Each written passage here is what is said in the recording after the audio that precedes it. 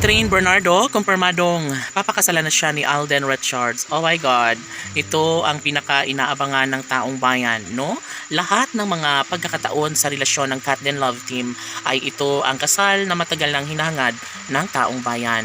Sa mga pagkakataong ito, laging pakatandaan na ito lamang ang isa sa matagal nang ninanais at hinahangad ng taong bayan. Lahat ay posible na mangyayari, lalo na si Alden Richards na mismo ang nagsasabi na hindi na niya papakawalan pa kahit ano pa ang mangyayari. Si Catherine Bernardo lamang ang kanyang pakamamahalin, pakaiibigin hanggang dulo. Siyempre, nais lamang ni Alden at Catherine na gawing makatotohanan ang lahat. At siyempre, nasa tamang edad na umano ang dalaga at binata at sanay kanilang mapapatunayan sa buong daigdig ang kaligayahang nararapat na kanilang mapagtagumpayan ni Alden at Catherine. Sa mga puntong ito, lumalaban ng patas si Alden para magtagumpay siya sa pagmamahal ni Catherine Bernardo. Marami ang nagsasabi na baka mawala din sa piling ni Alden si Catherine dahil nga alam nila na mayroong ibang minamahal ang dalaga.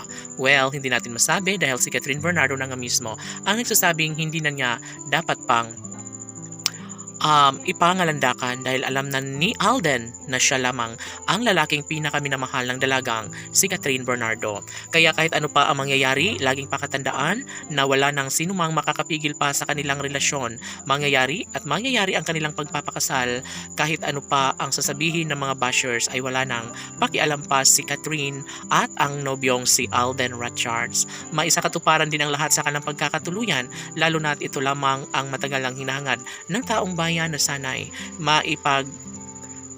kakaloob ang magandang desisyon ni Catherine tungo sa pagsasama nilang dalawa ni Alden Richards. Hindi mawala sa isipan ng kanilang mga fans ang kaligayahang nararapat lamang nilang mapagtagumpayan ni Alden at Catherine. Siyempre, naniniwala ang taong bayan na mangyayari at magkakaroon din ng malaking posibilidad. Hindi ba't ito lamang ang isa sa matagal lang hinihiling ng lahat?